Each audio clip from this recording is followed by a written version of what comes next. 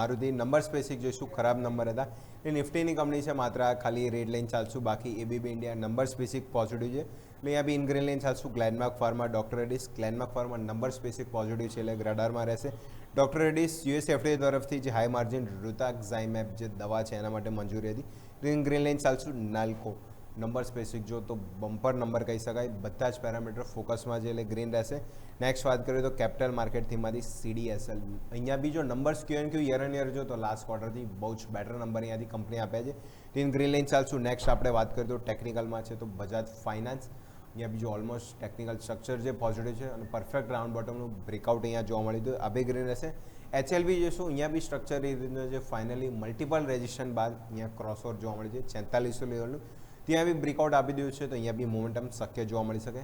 Last બંને ફાર્મામાંથી વાત કરીએ તો Sun Pharma longer time પીરિયડનું breakout અને સેમ પોઝિશન ડોક્ટર લાલપાથ લેબ, અહીંયા બી જોઈશું ડબલ્યુ વેટરનું બ્રેકઆઉટ. ઓલ ટાઈમ આ આજુબાજુ સ્ટોક ચાલે છે, તો ફાર્મા ઇફેક્ટ હજી પણ છે કે મોમેન્ટમ અહીંયાથી જોવા મળી શકે, તો આ બી સ્ટોક છે ઇન ગ્રીન લાઇન ચાલશું. તો આજે મારુતિ ખાલી રેડ છે, બાકી 9 સ્ટોક છે હું ગ્રીન લાઇન છે.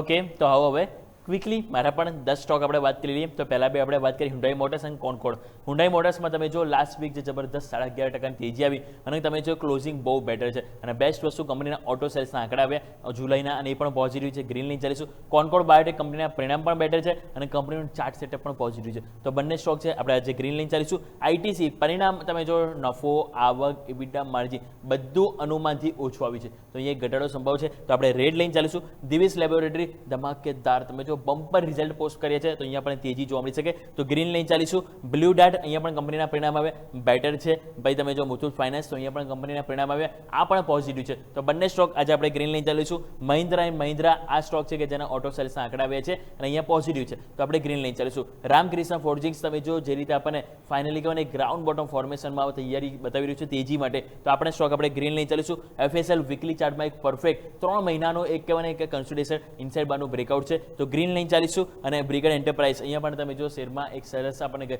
લાસ્ટ વીક કહેવાય બ્રેકઆઉટ જોવા મળ્યું છે, ફૂલ બોડી કેન્ડલ બની જે બતાવે છે કે મોમેન્ટમ પોઝિટિવ જોવા મળી શકે, તો આ પણ આપણે ગ્રીન લાઇન ચાલીશું. તો મારે પણ ટોટલ 10માંથી એક જ સ્ટોક છે આઈટીસી કે જેને હું આજે રેડ લાઇન ચાલવા માંગીશ. ઈચ્છા તો હતી કે 10 હજે હું ગ્રીન લાઇન ચાલું, તો સ્વાભાવિક છે કે આઈટીસી પરિણામ જ એવા આપ્યા કે સ્વાભાવિક છે કે એને લાલ રંગ જ આપવાનું મન થયું. તો ટોટલ આપણે બેસ્ટ ટુ બેસ્ટ 20 સ્ટોકની વોચલિસ્ટની વાત કરી કે જેમાં આજે એક સરસ મોમેન્ટમ પોસિબલ છે, તો આ સાથે ઇન્ટ્રાડે ગેમને સમાપ્ત કરીએ. મને અને મારા સહયોગી અજયને આપશો રજા. એક